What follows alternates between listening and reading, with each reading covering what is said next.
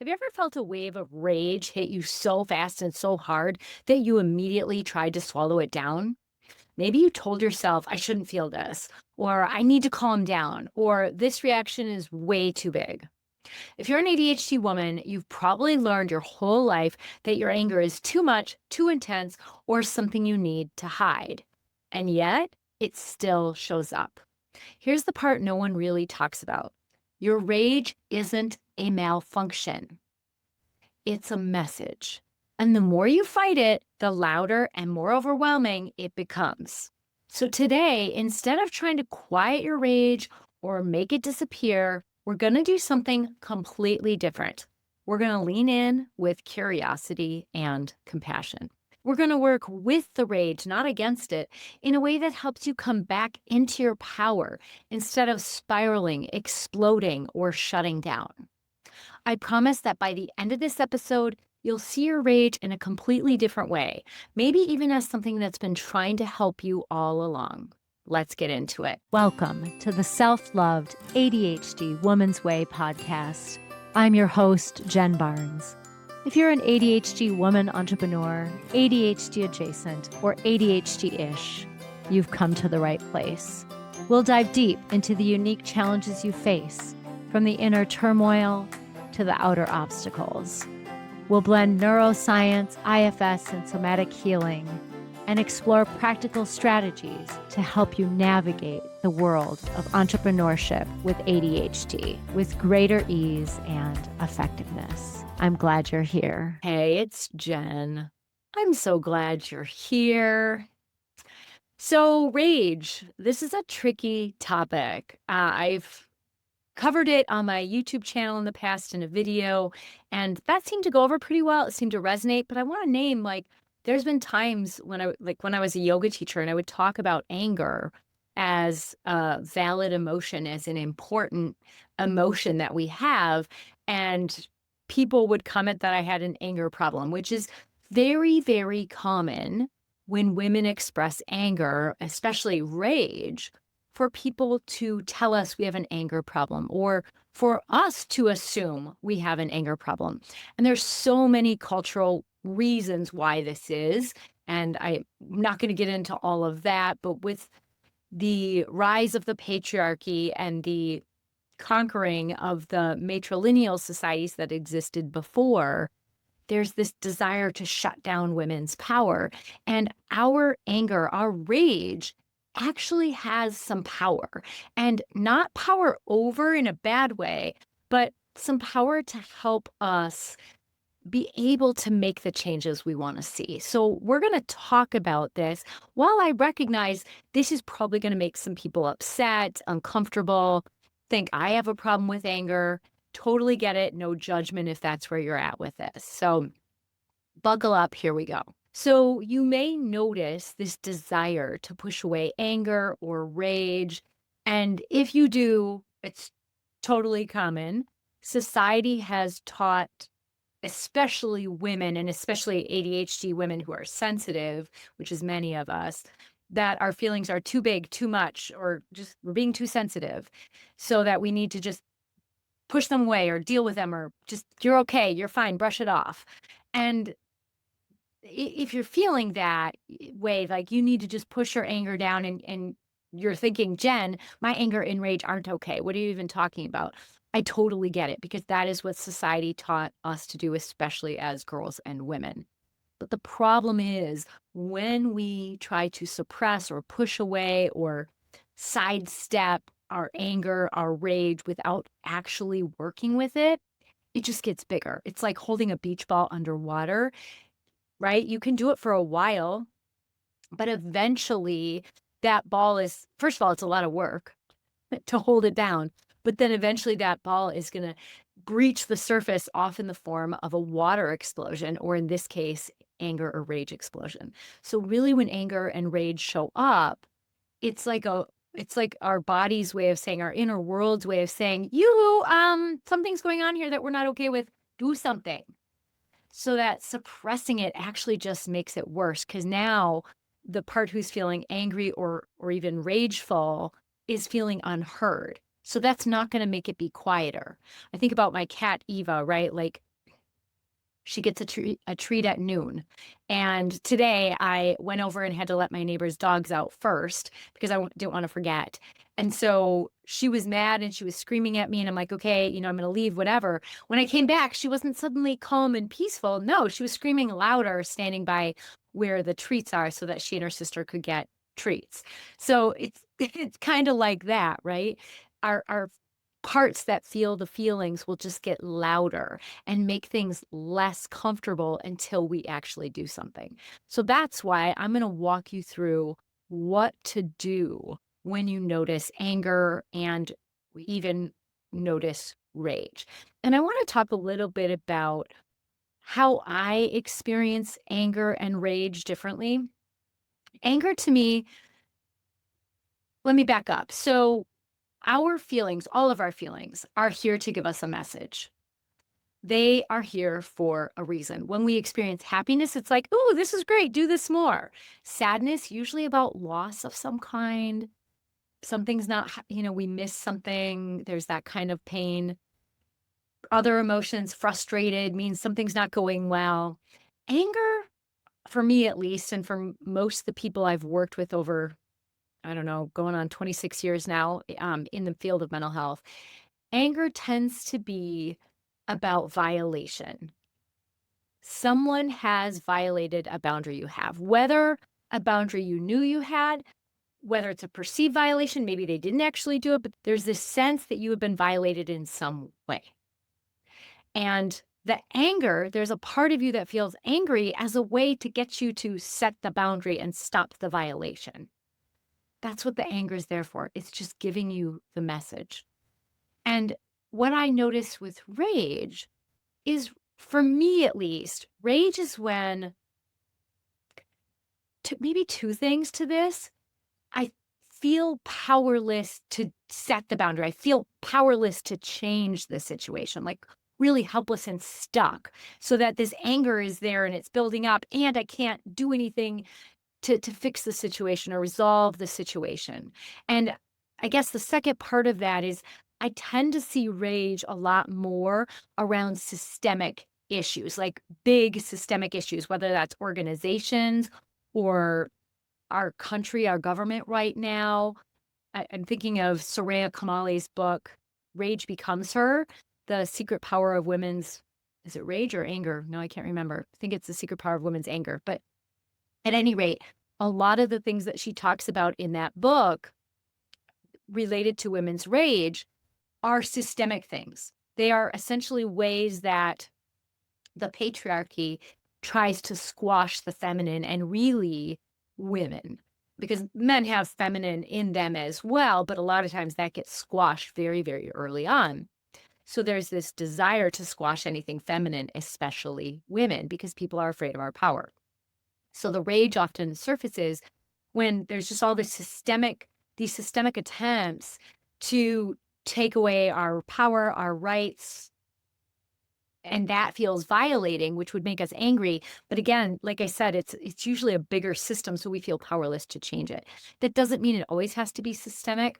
I've definitely worked with people who, like moms, who maybe have a trauma history and have had experiences of being violated in some way, and then their kids just won't listen. Like they just won't do what needs to happen. Even really good parents, and I guess all parents are good parents. Everyone's just doing the best they know how to do. But parents who are being really effective is the word I want to say with their parenting can get into a place of anger. It's like, oh my gosh, why aren't you listening to me, and yell? And so many moms come to therapy and they feel guilty for yelling at their kids.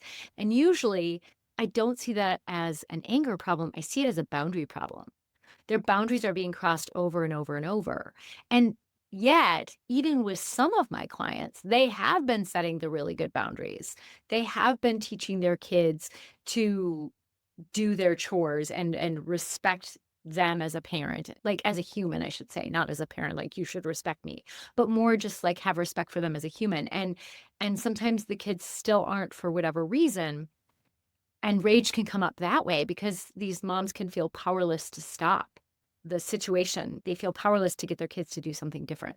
So there's lots of ways rage can show up. But again, what I observe, and I don't know, I should look up in Brene Brown's book, The Atlas of the Heart, what her research says on rage. It's at my office today, so I'm not driving down there to get it. But I wonder what she says, what her research says about how much the powerlessness aspect or this felt sense of powerlessness plays into rage. Anyway, I'm going off the rails on this. Back to the topic. So, whatever it is, you're having this experience of anger, maybe rage. And so, the first thing we need to do is well, the first thing you need to do is probably get to a space where you can work with it. And if you're in a space where you can't work with it, you might need to say like, "Hey, I notice you. I notice you have something to say. Right now is not the time." Right? If you're like in a meeting or you're doing something that you cannot leave and just all of a sudden work with this, then you might have to tell that part of you, "Hey, we're going to come back to you." But then you actually have to come back. Otherwise, your parts will stop trusting that you'll come back to them. But when you're ready to work with it, you lean in with curiosity. You say, "Hey, I see you came up around this. What's going on? What are you concerned about? What's the anger about? What's the rage about?"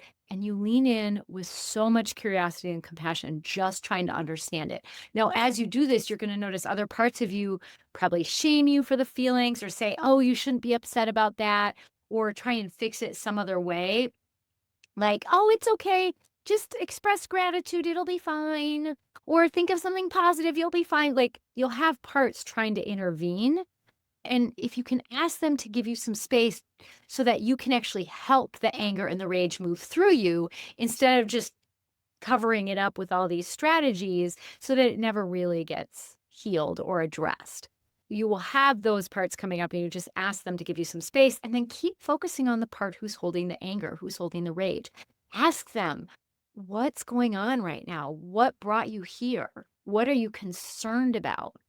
And what else? And what else? And what else?" Really get curious to understand and express compassion for that part and validate that you get the feelings that they're having. You get why they're doing what they're doing. Even if you don't like the way they're going about telling you that you feel angry or are experiencing rage, or you don't maybe enjoy those feelings very much, see if you can validate that you understand how, like, what the feeling is about, but also maybe even appreciate how this part is trying to help you.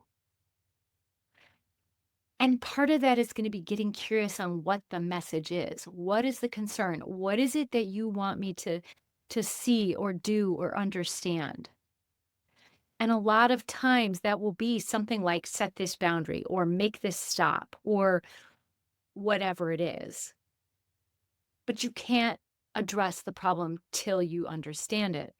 Like I said, the thing with rage is sometimes you might feel powerless. So a lot of people right now, especially women, and then a lot of the non-binary or gender non-conforming folks I know, for sure, probably other populations, these are just people that I talk to, are really struggling with how their rights are just being taken away by the current administration in the United States.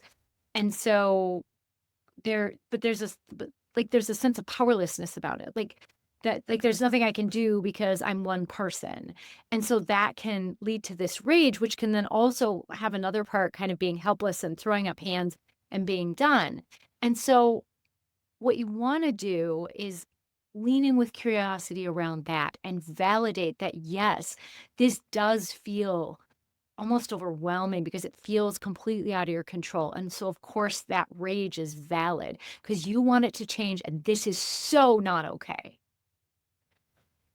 And once you've done that, once you've been with these feelings, whichever is coming up for you, then we can start to work with it. We can start to say, like, okay, where do we have power? Where do we have choice? Where can we use our voice? And my favorite way to figure out some of this stuff is journaling, but you could just sit and take it in. You could meditate on it. You could verbally process it with a friend. You could cautiously process with ChatGPT, though be careful. ChatGPT can make mistakes. And with anything mental health, it could get catastrophic. So just be careful about that. If you're using ChatGPT, you could process with a friend, other women. but really try to identify where you have power, where you have choice, and focus on doing those things. So, right now, with what's going on in our government, there's a lot of places where we don't have choice. But one way we do is to contact our representatives. So I regularly contact my congresswomen. All three are women. They are all Democrats and women. So they tend to say, yeah, we're on it, Jen. I mean, not that personally, of course, it's a form letter response. But, I have clients in Republican districts who are those Republican politicians are siding with what's happening and the breakdown of our society. And so they have real power because a lot of those Republican representatives do not, or I should say politicians, they're not really representing, are not really holding their seats that strongly right now. Everyone's kind of waiting to see what's going to happen. And so they actually care about what you have to say. I've heard this from people who interview politicians, like they actually care what you have to say. Not because they care about you, unfortunately. It sounds like it's mostly because some do. Some politicians care about you and your issues. Some people just want to hold on to their seats. But the ones who want to hold on their seats right now, who are supporting what's going on in government, actually care because they can see things kind of tumbling and they want to know what their constituents, the people who would be able to vote for them or vote against them, they want to know what they have to say. So if you're in a district like that, you have even more of a voice than, say, someone like me, who my senators are and representative are already doing what, like, they're fighting for the people the way I would want them to. So that's just one way we can have a voice. There's lots of ways. You can protest. You can, oh my gosh, I just forgot the name of it. Boycott. You can boycott if that's within your budget to boycott. I listened to Heather Cox Richardson, and she's been talking about how boycotts work. It worked with when they tried to take off Jimmy Kimmel. We saw that. There are lots of things we can do. And so if you're feeling rage, do some of those things. Because that's your body's way of saying, that's your part's way of saying, we feel like we don't have control over what's happening.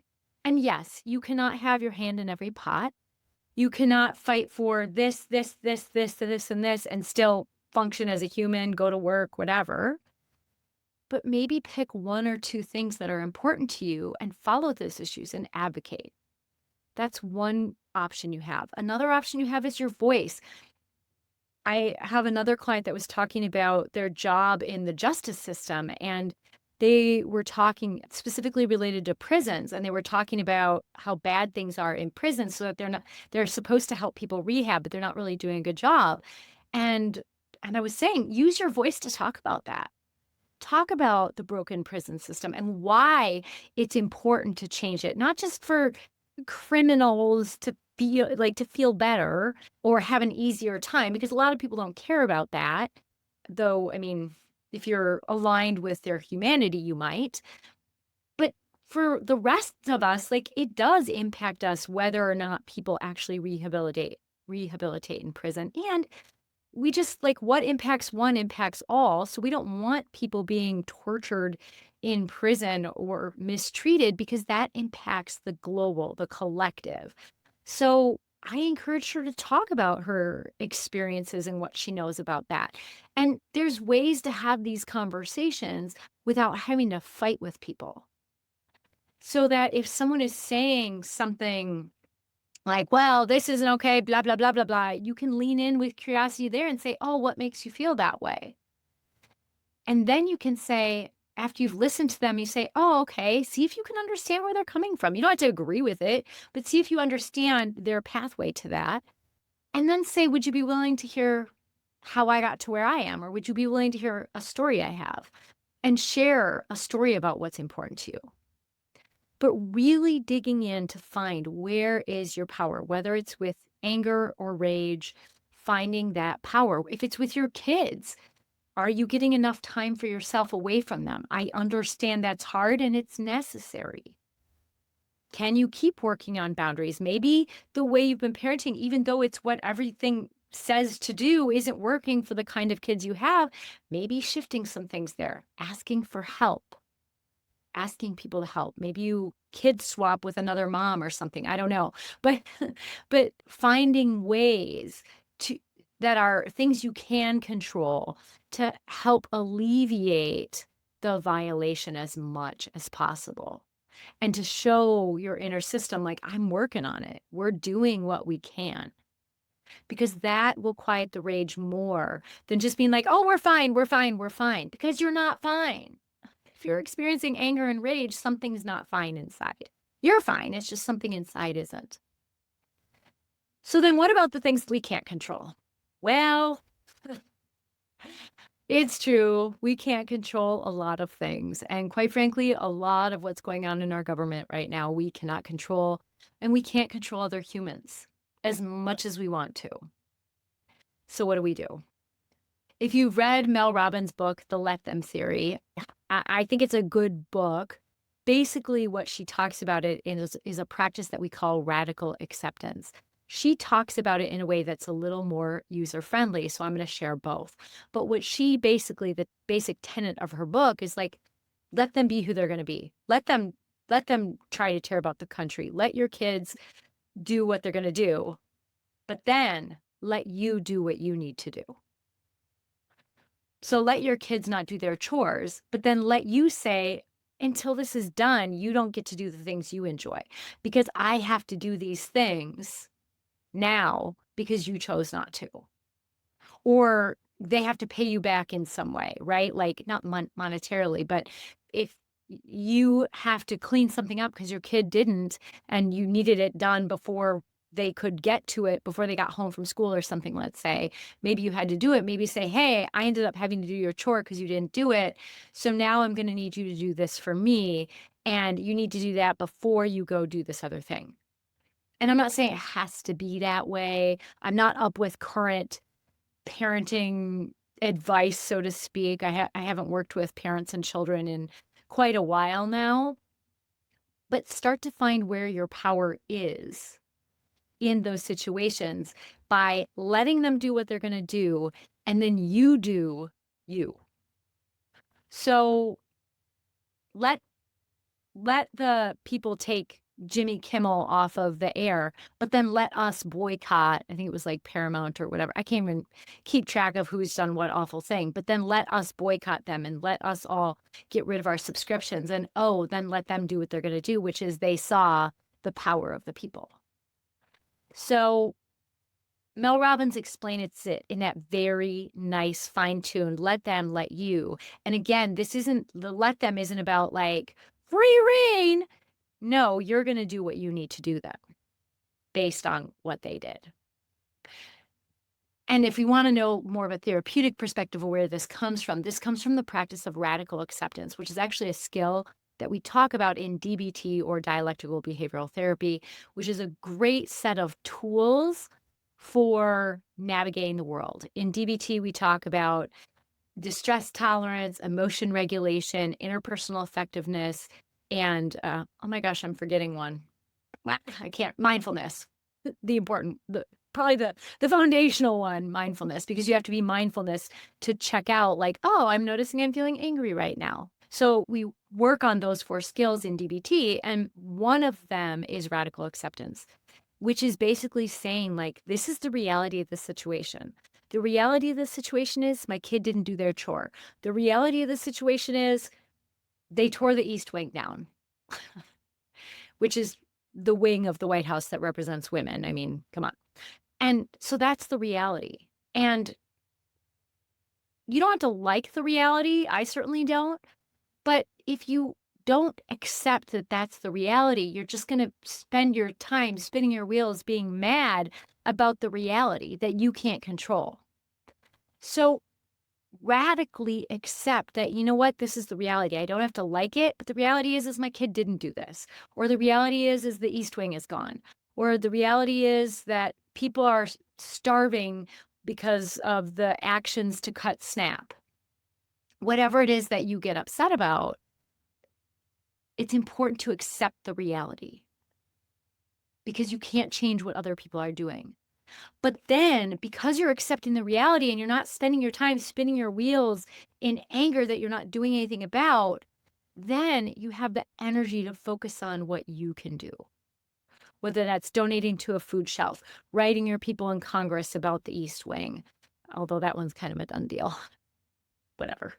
But trying to speak out about the things that are important to you, doing what you need to do, setting the boundaries in your life that you need to set. This approach to anger, this approach to rage is way more effective than trying to push it away or ignore it or fine or smother it with gratitude or positive affirmations or whatever, because those things are only temporary balms. They do not actually fix the underlying issue, or I don't want to say fix, but address the underlying issue. Instead, when you do what we just talked about, where you lean in with curiosity and compassion, really understand what's going on, validate that you get the feelings, and then figure out, like, okay, what is the concern? What's the message? And from there, do what's within your control, what's in your locus of control, what you can do to address the underlying issue, to address the problem, the concern that's coming up. It's going to be way, way more effective. And you'll find that as you do this, it's probably going to take some time, because if you've been suppressing your anger, if you've been suppressing your rage for years, it's going to take some practice figuring this out, because you're just not used to it. And you might even, if it feels like the rage is too big, like if you're having violent rage where you want to actually harm others, I highly recommend that you seek professional help in doing this, because if your rage is something like I want to beat somebody up or kill somebody or whatever, then highly recommend you get professional help for that level of rage. But for most of us, we can work through this process. And if you're afraid of being stuck, you can also reach out, find a therapist, find a coach to help you work with the big feelings that are coming up, because they're there for a reason and they just need to be worked with in order to soften. All right, this was a big topic. I fully expect I'm going to get some complaints. So great. Let's stay in conversation about it.